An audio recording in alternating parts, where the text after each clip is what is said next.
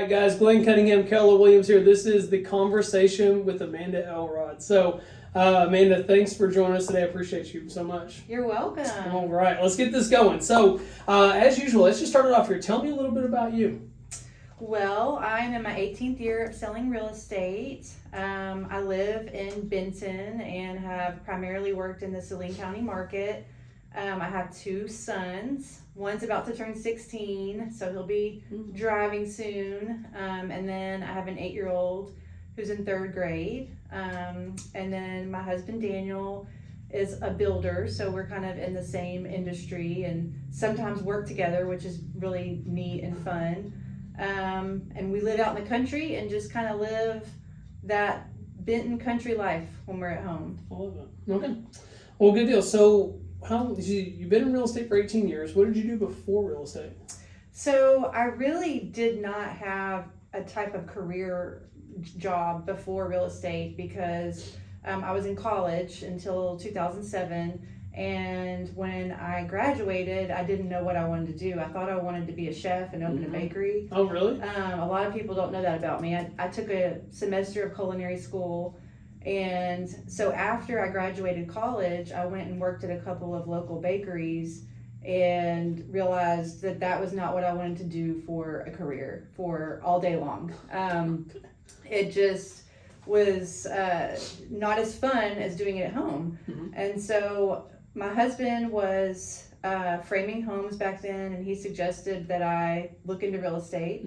And so I decided to go to real estate school and just immediately knew that I would love it and have been doing it ever since. Love that. So I think I was 23 when I started. Love that. Okay, love that. So, year to date, what are we looking like here as far as like units, volume? What do you have? I am about at 14 million, I believe. Okay. Unit wise, probably 30 or so units. Okay. So it's not my very best year, but it's been a good year considering, the interest rates and some of the changes and me changing companies and all of that. Yeah, that doesn't suck at all. We're halfway through the year and you're 14 million. Okay, good deal. What's the goal for the year? So the goal is 21 million. I would love to get a triple diamond award, and that's at my board of realtors. It's 21 million. So cool. I hope to reach that. I've talked to my coach about how to attain that, and I'm working toward it. So hopefully it'll happen. Yeah, for sure. You told me earlier off camera it's going to happen. the word hope didn't come out. You were like, it's gonna happen. It's gonna happen. We have a plan, and I hopefully will execute it. I don't know why. I just can't. On camera, I feel like I can't be that it's confident. Okay. But well, you're good. So here's probably what everybody wants to know. So you've done 14 million in a little bit more than 6-7 months. You're 30 plus units. So where does all this business come from for you? So from looking at my sales and seeing exactly where it comes from, my coach has a program set up where I can put in, beside each deal where I got it. So I've been really looking at that, and about 50% of it is from repeat and referral business. So either past clients or people referring me. A lot of times it's past clients referring me. So thank you to my past clients. Y'all are wonderful. And then the rest of it is mostly from marketing. I do a lot of marketing. But the thing about marketing is you have to be willing to invest in a long game. It's not like I run one ad in a magazine and now I get 5 sales. Right. It's all about creating a top of mind awareness. And to do that, I have kind of done it over a period of years. Okay. So my real estate story, if you were to look at my sales from when I started until now, you would see every year gradually going up, little by little, by little.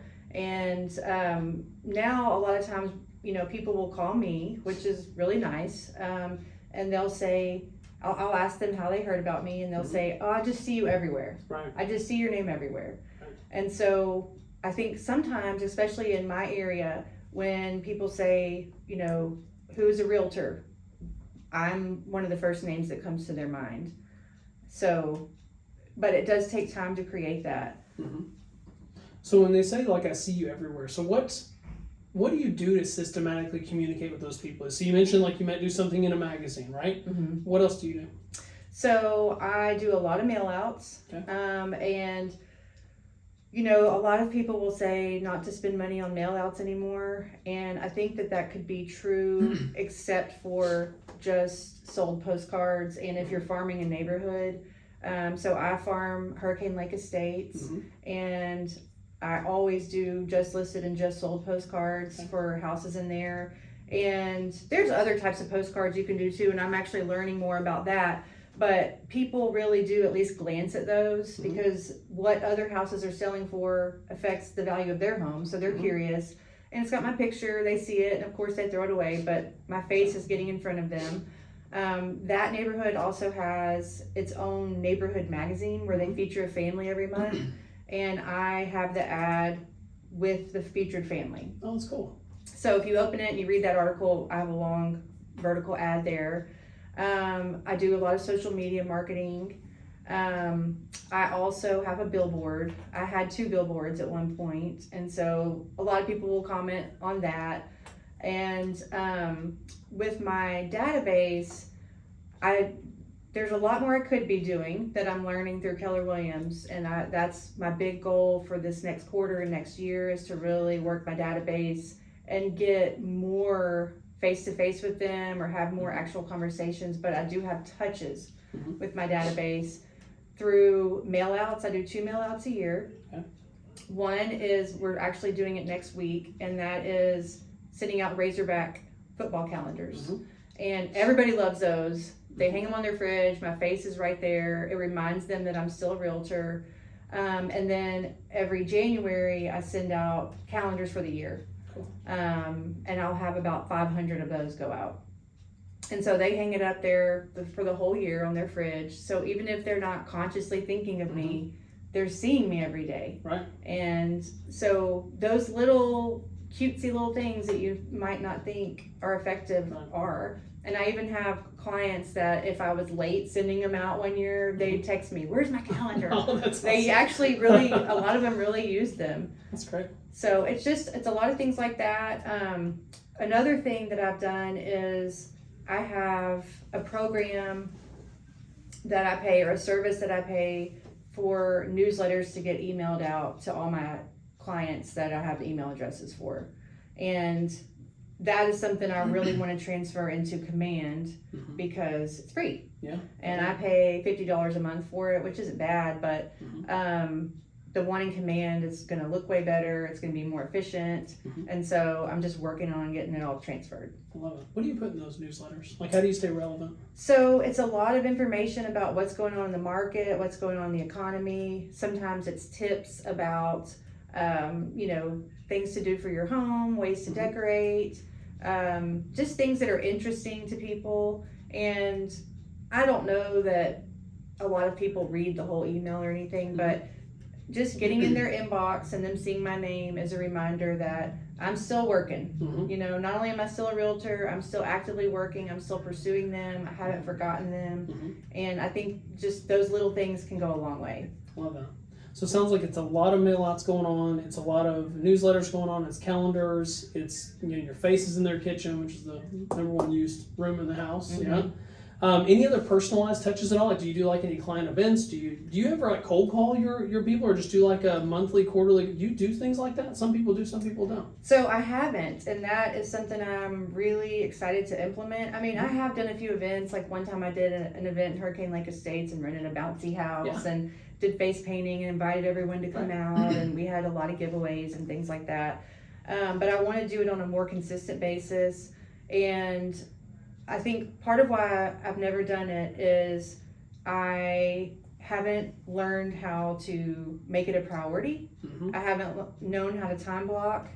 I haven't had the leverage of someone else helping me with day-to-day tasks so that I have time to do those things. Right. And so that's a lot of what I've been working on since I came to Keller Williams is getting everything set up to where I can better take care of my clients and stay in touch with them more, because it's not about just, touching my database so that I can get more business. I genuinely really like these people and really care about them and want to catch up and want to know what's happening with their kids and their lives, and just haven't had time to.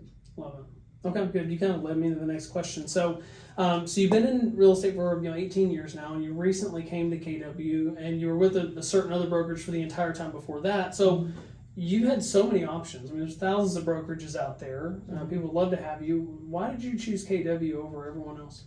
So my initial attraction to Keller Williams was based off of how much training they offer and the coaching that's offered, and primarily how many teams that Keller Williams has. So I don't even know where I realized how much training it has to offer. I think that being a realtor so long and seeing that the only large teams in this whole central Arkansas area are with Keller Williams, I was like, they're teaching people how to do this. And so I got curious about that, and some things happened in my life where I just became curious about what else they had to offer.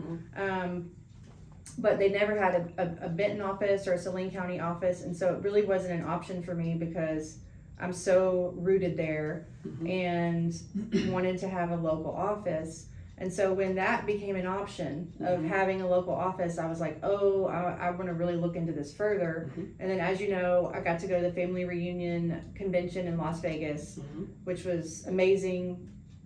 It's hard to even describe if you've never been. Circus. Yeah, I mean, biggest convention center I've ever seen. You can't even describe it in words how big it is. But that's where I fell in love with the culture of Keller Williams. And that really attracted me because it's not just about increasing my sales and making more money. It's about bettering my life and getting all aspects of my life congruent with each other. So, I've got my personal life, I've got my spiritual life, I've got my social life, and then I've got my real estate life. And I think that at times I felt that there was a disconnect between who I am in a personal light and how I am at work.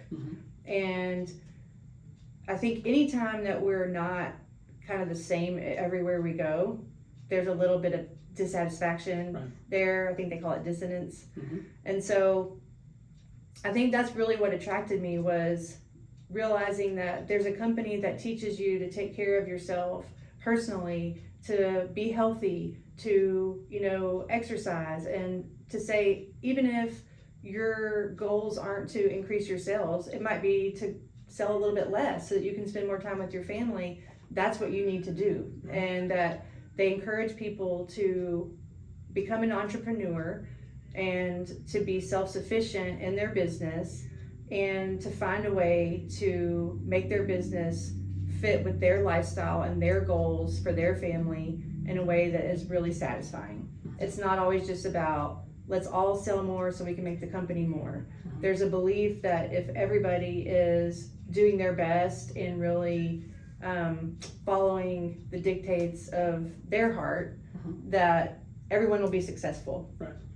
And I just love that. I just think that that's really neat, and it's proven to be really true. You look at Gary Keller and you look at the company as a whole, and it's like the methods work. And so that's attractive. Having systems, having models for everything, and as someone who is, ADHD and kind of, all over the place sometimes, having books to follow, getting a coach. I have a Keller Williams coach. Having structure and being told, here is how you can make this happen. All you have to do is be willing to take the action. That is awesome, because I think so many agents feel a little bit lost on a day-to-day basis. Like, in a slow time, what do I do? How do I generate leads? How do I, get listings? And just feeling, like they're out there on their own, but to have a system where we can follow these guidelines and we know we're going to get business, and there's actual statistics to prove that, is really nice. Yeah, for sure. I think it's well said. The next question may not even make sense because you've been elaborating on it, but I always like to ask, what's changed either in your business or in your life? Since you've been here, what's What's changed for you? So I think like externally, we've opened our Saline County branch. Right. We got it remodeled. Mm-hmm. It's beautiful, and we're all in there and working there now, and that's just been neat to be a part of that. Mm-hmm. I've also become a broker. That's right. Yeah. So I'm an executive broker now, and learned a lot through broker school. And I am getting a lot more structure in my life, and so because of that, and knowing what to do with my day and how to what things I should be doing and what things my administrative assistant should be doing has been really nice. And that way, when I'm at home or when I'm trying to live my personal life, there's some sanity, there is some peace, and I don't feel as stressed, I don't feel as scattered, and I think that my sales have increased. Right. So you're saying it's not about how do I work 80 hours a week and squeeze an extra dollar out of it? No, not at all.